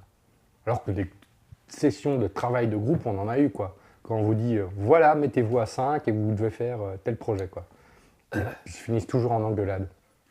C'est rare que les projets de groupe ne finissent pas en engueulade, quoi. Et même au travail, c'est pareil. On vous met tous autour d'une table en réunion. Bon, qu'est-ce qu'on fait pour le projet, machin, bidule? Oui, chacun y va de son point de vue. Et quand moi j'ai découvert aussi le jeu de société, mais ce qu'on appelle les jeux cadres. Alors, moi, c'est quoi un jeu cadre? Alors, c'est les techniques de facilitation. En gros, je trouve que le terme jeu est très abusé, parce qu'il n'y a rien de jeu, mais c'est juste une manière de faire un peu ludique pour faciliter des échanges, faciliter des contacts et autres. Pour donner un exemple bête, quand vous connaissez personne, par exemple, qui a un truc à organiser, il y a ce qu'ils appellent le réseau social papier. Et donc, c'est une grande feuille comme ça, qu'on met sur une table, et on dessine chacun son petit portrait, par exemple. Et après, le but, c'est tu vas parler 5 minutes avec quelqu'un, et tu dois trouver un point commun avec cette personne. Un point commun vraiment lambda. Et après les 5 minutes, une fois que vous avez trouvé votre point commun, vous reliez vos deux têtes et vous inscrivez sur la ligne ce qui vous relie, quoi. Oui. Une fois que tu as fini avec cette personne, tu vas avoir une autre personne. Et donc, simplement comme ça. Et donc, c'est une activité prétexte, mais qui permet de guider et de régler en fait le truc. Et en fait, quand tu as de la méthodologie, ben, en travail d'équipe, ça aide, mais blindé, quoi. Ça aide vraiment énormément le travail. Ça évite les engueulades, ça permet d'être plus efficace et plus performant. Et donc, moi, j'essaye d'amener ça, en fait, auprès des entreprises, des administrations publiques et autres, en disant, mais avoir de la méthodologie, en plus par le jeu, c'est plus sympa, pour travailler en équipe. Vous gagnez en performance, vous gagnez en bien-être en équipe, vous évitez plein de problèmes. Enfin voilà, il n'y a que du bénéfice à faire ça, quoi.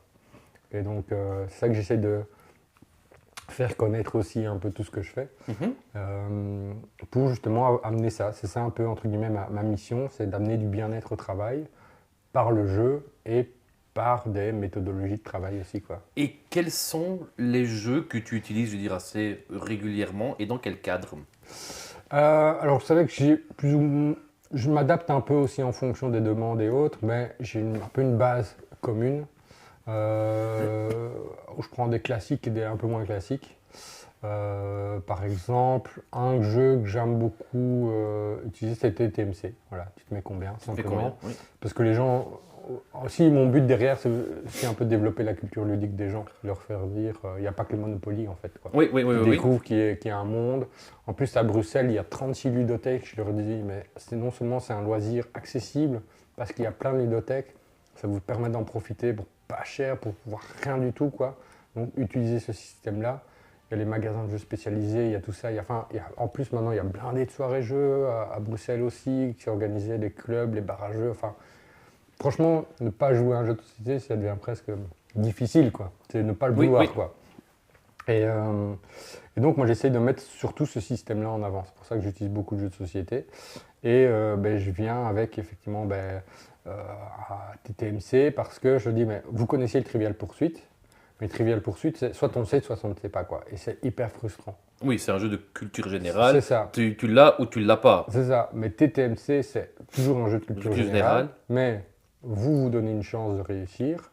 Et en plus, en général, c'est toujours vous rigolez bien, quoi. Parce Oui. que les questions sont toujours ça. C'est toujours un Et donc, peu. c'est ça. Et donc, j'essaye de leur montrer, en partant de quelque chose de potentiellement qu'ils connaissent, les amener à découvrir ce monde en disant, vous voyez, il y a des jeux où c'est pas grand-chose, mais on peut vraiment s'amuser, quoi. Et donc, je viens aussi avec concept, souvent, parce que ça marche très très bien. Oui.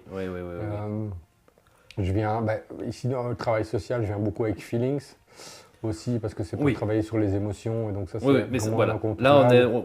Là, Feeling, c'est un super jeu de société, Oui. mais il est énormément utilisé. Je pense qu'il était un peu aussi développé pour tous les aspects psychologiques, Oui, les traitements par la c'est ça, psychologie. parce que c'est fait par Obira, donc l'auteur de Dixit, qui est pédopsychiatre, et donc Dixit qui est hyper détourné par tous les psychologues avec le matériel. Donc c'est un peu normal que j'utilise ça. Après, j'utilise par exemple 3 trucs pour survivre, pour travailler l'argumentation. Donc 3 trucs pour survivre, c'est, voilà, pour les gens qui ne connaissent pas, il y a une situation, il y a plein d'objets sur la table, et on vous demande de choisir 3 objets sur la table, et puis de convaincre la personne juge via une argumentation de comment tu vas survivre avec ces 3 trucs-là. C'est ça. Mais donc, derrière ça, il y a les compétences d'argumentation, de créativité pour avoir une réponse, de convaincre quelqu'un. Et donc, il y a un petit jeu bête, entre guillemets, on peut, s'amuser. Parce que j'ai joué avec, pas une classe de maternelle, mais que des profs de maternelle. Ils se sont éclatés à ce jeu-là, quoi. Donc, et c'est aussi pour le montrer, par exemple, avec ce jeu-là, il est mis interdit au moins de 16 ans, par exemple. Mais les gens ne comprennent pas. Pourquoi? Parce qu'en fait, il y a juste certaines cartes situations où, effectivement, on parle de drogue ou des choses comme ça. Et donc là, c'est compréhensible que ce ne soit pas pour un enfant de 8 ans. Mais si tu enlèves ces cartes-là, un enfant de 8 ans peut jouer, quoi. Et donc, c'est ça aussi que j'essaie de montrer, qu'il ne faut pas grand-chose, des fois, pour adapter un jeu par rapport à son public, quoi. Top. Parce que c'est ça que j'essaie de faire aussi, c'est à chaque situation pédagogique, il y a sans doute un jeu. Il faut éviter de trop changer un jeu, je trouve. C'est ça aussi que j'essaie de faire. Il y en a qui changent tellement de jeux qu'en fait on perd. Sur le plaisir ludique. Ouais, ça, mais on perd aussi simplement le point de vue du créateur ou de la créatrice du jeu. Il voulait sans doute faire vivre une expérience et autres. Et donc si tu la changes trop, je trouve que tu perds un peu de ça, quoi. Et ça, c'est dommage. Je préfère que les gens cherchent un autre jeu que trop changer un jeu existant, quoi. Et surtout que les jeux pédagogiques, les jeux dits pédagogiques, il y en a très rarement des bons et bien faits. C'est très ennuyant et tout. Et en fait, le problème, c'est que les écoles, quand on leur dit, tiens, vous allez pouvoir acheter des jeux, eux, ils pensent jeux pédagogiques, ils ne s'y connaissent pas. Oui, des jeux sur l'économie, les jeux sur... Oui, encore, quoi. Et nous, sur les maths, sur le français et tout. Oui. Mais il n'y a rien en termes de mécanique et de recherche vraiment ludique, de game design. C'est vraiment basique de chez basique. Moi, je me souviens d'un jeu comme ça sur la mythologie grecque chez BioViva, où, en gros, c'est un peu une espèce de battle en fonction des caractéristiques. Comme on a fait quand tu étais plus jeune, et les jeux les cartes avec les voitures, avec ouais, exactement. Voilà. Oui. Ça reprend le même principe, mais tu as la moitié de la carte, c'est du texte. Mais à aucun moment, tu es amené à lire ce texte, à utiliser ce texte de manière pédagogique.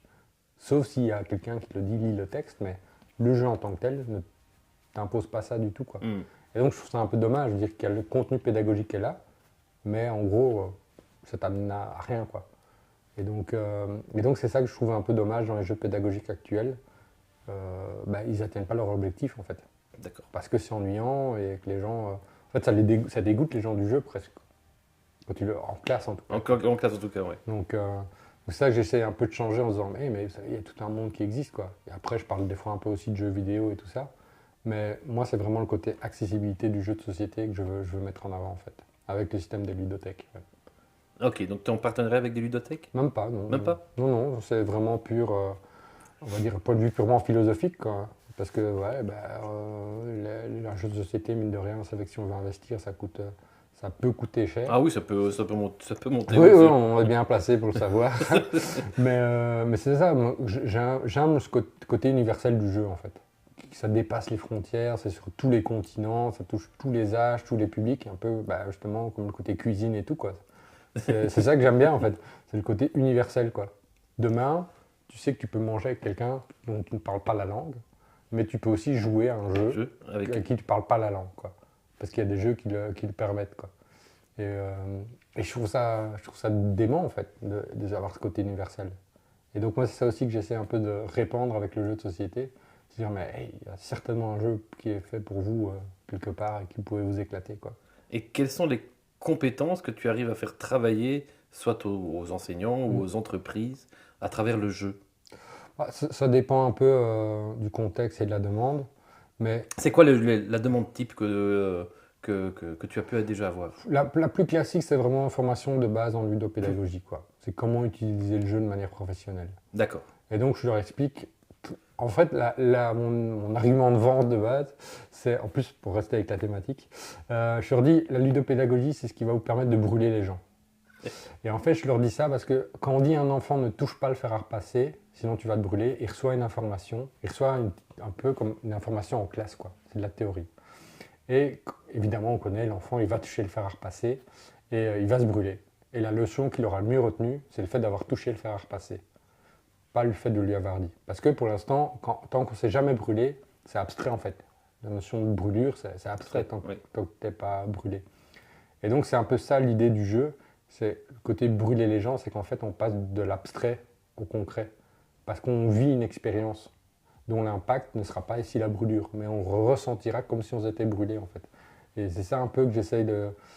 Moi j'appelle ça la matérialisation du savoir en gros. Vraiment vivre une expérience parce que c'est une manière d'apprendre. Et je leur explique, mais c'est la ludopédagogie en gros, c'est notre première manière d'apprendre, quoi. Alors, quand on est bébé, qu'on va chipoter et tout, qu'on se pète la gueule et tout ça par terre, c'est parce qu'on joue, mais on apprend que ça fait mal. Ça fait mal, oui. Mais qu'on peut se relever, des choses comme ça. Et donc, en fait, j'utilise ce qui est naturellement présent en nous pour justement amener tout ça, quoi. Et j'essaye de montrer que c'est pas incompatible et c'est même compatible avec d'autres types d'apprentissage. Et après, je leur dis, mais la ludopédagogie, c'est pas une panacée universelle. Ça ne vient pas remplacer la pédagogie classique, elle vient en complément. Juste quand on donne cours, des fois, c'est abstrait. Mais si on vient utiliser un jeu pour illustrer, là, ça devient plus concret, c'est plus facile d'appréhender, quoi. Bien. Et comment on fait, alors, du coup, si on a besoin d'une formation comme ça chez toi, comment on peut faire pour bénéficier d'une formation? Déjà me contacter. Sur quelle plateforme? Alors, donc, mon site web, c'est www.ludo-social.be. Je suis sur LinkedIn, à Quentin d'Aspromont. Quentin, oui. Et je suis sur Facebook à ludo-social aussi, peut me retrouver. Ok. Par mail, c'est info.ludo.social@gmail.com. Voilà. Et en général, j'essaie toujours de voir avec la personne qui me demande quelles sont vraiment ses attentes, quoi. C'est quoi l'objectif derrière la formation? Est-ce que c'est une formation généraliste ou qu'il y a quand même des points qu'elle aimerait un peu plus développer, quoi. Et donc c'est ça, je m'adapte un peu aussi à la demande du client, de la cliente. Et pardon. Ouais, ça devient difficile. Ça devient difficile. Un petit relent qui remonte Ouais. comme ça. Et oui, pour revenir sur les jeux utilisés, tu utilises quel autre type de jeu pour quel type de compétences? Parce que tantôt tu as parlé de DTMC, Ouais. pour montrer un petit peu qu'il y avait autre chose comme jeu de culture générale. Et je trouve que ce jeu permet aussi l'apprentissage de l'auto-évaluation. Mhm. Et oui, voilà. C'est ça, ouais. Comment les autres types de compétences, et avec quel autre jeu tu peux démontrer quel autre type de compétences? En fait, avec quasiment n'importe quel jeu, quoi. Parce que derrière chaque jeu, il y a des compétences qu'on utilise. Et moi, ce que je fais beaucoup chez moi, en fait, c'est analyser les jeux en me disant, mais tiens, quelles sont les compétences qu'il y a derrière ces jeux-là, quoi. En me disant, tiens, est-ce que c'est une compétence pertinente pour tel contexte ou pas? Et donc, ouais, c'est un peu ça que j'analyse beaucoup. Qu'est-ce que je pourrais encore citer comme jeu que j'aime bien? Après, c'est simplement un bet just one, entre guillemets, bet. Parce que ça, c'est le jeu passe-partout. Le petit relancier, la petite piqûre, qui plaît à tout le monde. Ça, c'est vraiment le jeu que je sors à chaque fois. Mais je leur dis, mais tiens, ça, il faut quand même un peu se mettre à la place des autres. Pour éviter. Donc, il y a un début d'empathie. De compétences d'empathie avec ça, tu vois. Donc c'est vraiment, voilà, c'est comme ça que j'analyse les gens en disant, tiens, dans le jeu, qu'est-ce qu'on doit faire, quoi, et comment on peut l'utiliser, et surtout à quoi on peut le raccrocher à quelque chose de concret dans la vie personnelle ou professionnelle des gens, quoi. C'est le genre de demande que tu as reçu de travailler l'empathie chez les gens ou de travers une équipe ou... Alors, je ne l'ai pas forcément directement, mais c'est clairement un truc qui revient souvent, quoi. Se mettre à la place des autres. Ça, je l'explique quand je vais dans une école pour parler de harcèlement scolaire à travers le jeu. Ça, c'est un truc essentiel de parler d'empathie, de comprendre qu'est-ce qu'on fait vivre aux autres quand on est harceleur. Voilà, des choses comme ça. Donc, après, dans le système de travail, tu as dit, oui, c'est ça. Souvent, on a besoin de se mettre un minimum à la place des autres. En disant, tiens, telle personne, je dois communiquer avec telle personne, tiens, de quoi elle a besoin. Des fois, si on ne sait pas lui poser la question, il faut essayer d'anticiper. Surtout en travail social aussi, il faut essayer. L'empathie, c'est aussi de comprendre par quoi traverse la personne et autres. Et donc, parfois, il faut lire un peu entre les lignes. Et donc, ouais, c'est une compétence qu'il faut vraiment développer, quoi. En disant que moi, ce que je ressens, c'est pas forcément ce que les autres ressentent, même si on vit la même situation. Top, top. Eh bien, Quentin, merci beaucoup. Tu as réussi le défi du Je suis surpris. Hot Game haut la main. Donc, ludosocial.be. Donc voilà, si vous voulez développer les compétences et le bien-être au sein de votre équipe, faites appel à Quentin. Il aura toujours un jeu pour vous. Toujours. Il n'y a plus rien. Il n'y a plus, on a tout striké. Eh bien, je te félicite. Tu as tenu bon, tu n'as rien pris pour soulager. Franchement, je suis surpris. Oui, moi moins, j'aurais bien voulu quoi. Mais allez, hop, cadeau. Je l'ai mérité, mon Tu l'as mérité ton t-shirt Hot Game. Oh, parfait. Alors, qu'est-ce que tu penses de l'expérience? Très chouette. J'aime bien toujours les formats, on peut rentrer un peu plus dans le détail que les formats un peu courts. On est habitué avec les réseaux sociaux. Oui. T'as 30 secondes. Quoi. Tac. Non, donc, ici, voilà.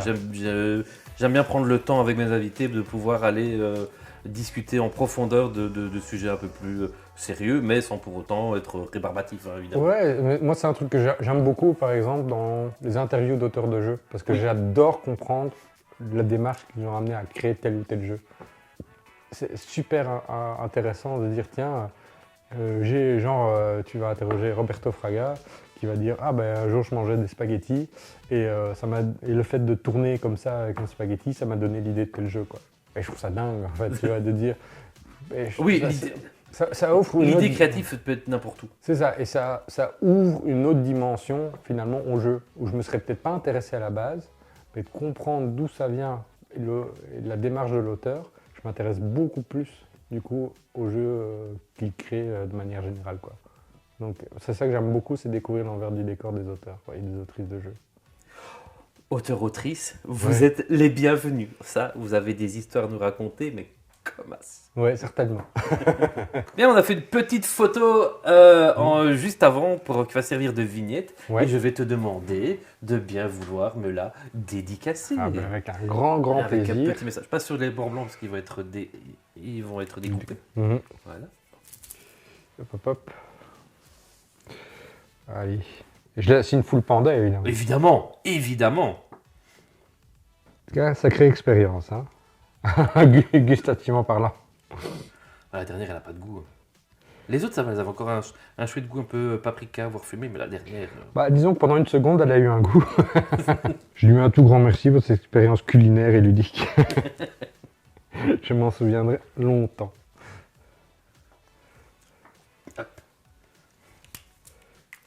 Mais j'avais même prévu dans mon sac des trucs, tu vois, de secours au cas où si tu n'avais pas le kit, tu vois, donc et je suis content. Est-ce que je le referai souvent? Je ne sais pas, mais je sais que je peux provoquer des gens là-dessus maintenant. Merci de m'avoir fait souffrir jusqu'au bout. Tiens, voilà, petit cadeau, c'est pour toi. Voilà, 12e épisode de Hot Game qui se termine avec Quentin. Donc, que vous soyez une entreprise, une institution publique, toute organisation, même Asmodée, qui avait envie de développer le bien-être au sein de l'équipe et quoi d'autre? C'est vraiment ça, c'est vraiment apprendre à travailler en équipe de manière ludique et pour d'autres, c'est apprendre comment utiliser le jeu de manière professionnelle. Voilà. Donc, la cohésion et comment utiliser le jeu comme un outil en plus d'être un objet de divertissement, un objet artistique et un objet culturel. C'est un outil de travail. Voilà. Faites appel à Quentin, il vous expliquera ça de long en large avec la meilleure pédagogie possible. Je vous dis merci, je vous dis à bientôt et je vous laisse avec Quentin pour le mot de la fin. Salut tout le monde, merci d'avoir regardé cette émission jusqu'au bout. J'espère vous retrouver bientôt. Peut-être qui sait à la radio aussi. Vous pouvez toujours me contacter si certains auteurs ou autrices veulent se faire interviewer. Et encore un tout grand merci Cédric pour ton invitation. Ça m'a fait extrêmement plaisir de faire cette expérience-là avec toi. Et donc à tout bientôt tout le monde. Et n'hésitez pas à continuer à regarder les vidéos et à regarder les précédentes si vous ne les avez pas encore vues.